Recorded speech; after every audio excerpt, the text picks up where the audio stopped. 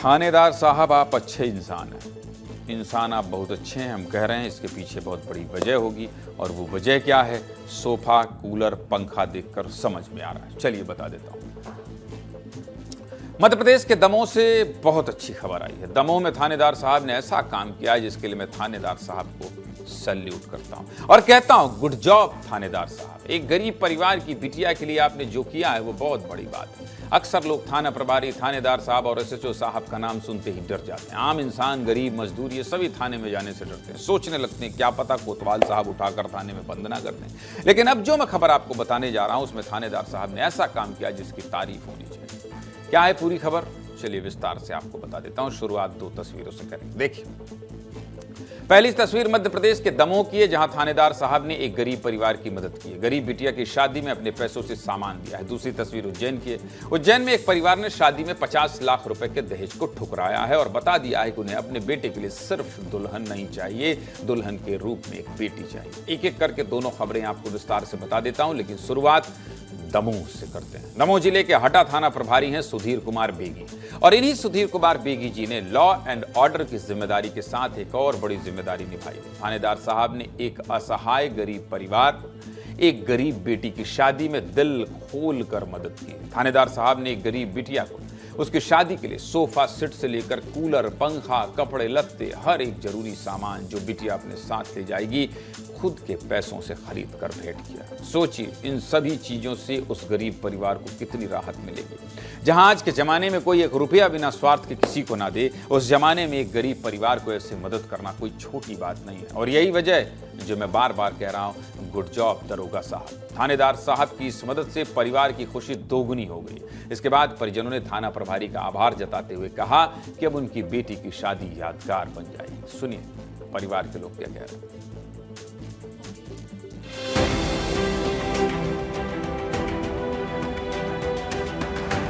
Mobile में देखा था, सारा दूसरे की मदद कर रहे थे, हमारी भी करेंगे। किसानी सानी है नहीं है, कुछ नहीं है। 5 बेटियां हैं हमारी।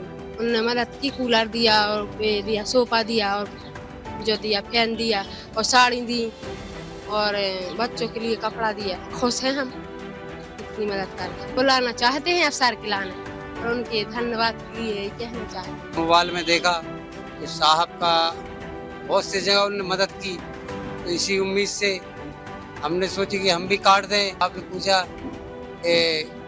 क्या करते हो आप, किसकी शादी है? अपनी बेटी की है। हमारी 5 बेटियां हैं सब, और हमारे पास कुछ नहीं है, मजदूरी के बल हैं। तो श्रीमान जी आपकी कृपा हो तो हमारे ऊपर भी थोड़ी मदद कर दो। तो उन्होंने बहुत सारी मदद कर दी।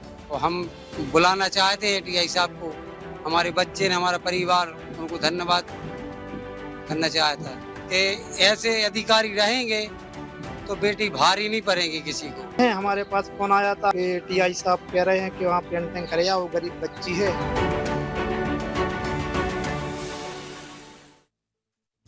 ऐसी तस्वीरें देखकर अच्छा लगता है, ऐसी बातें सुनकर मन को शांति मिलती है। खैर, दरोगा साहब की मदद के पीछे की पूरी कहानी क्या है ये भी आपको बता देता हूं। दरअसल दमोह के पांजी में सुमंत्रा विश्वकर्मा का परिवार रहता है, जो अपने पति के साथ शादी का निमंत्रण देने के लिए थाने पहुंची थी। जहां थानेदार सुधीर कुमार से बातचीत के दौरान परिवार ने कहा कि थानेदार साहब पैसे कम है, थोड़ी मदद कर दीजिए और बेटी की शादी में एक कूलर दे दीजिए। जिसे सुनकर थाना प्रभारी भावुक हो गए और तुरंत परिवार को मदद का भरोसा दिया। इसके बाद थानेदार सुधीर कुमार बेगी ने समाज सेवियों के साथ मिलकर सोफा सेट, कूलर, पंखा और कपड़े सहित अन्य जरूरी सामान खरीदकर परिवार को उपहार दिया। ये तो बात कहां की हो गई, दमोह की।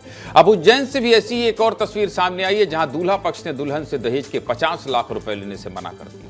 लड़के पक्ष का कहना है कि उन्हें घर की लक्ष्मी चाहिए, ना कि दहेज। सुनिए।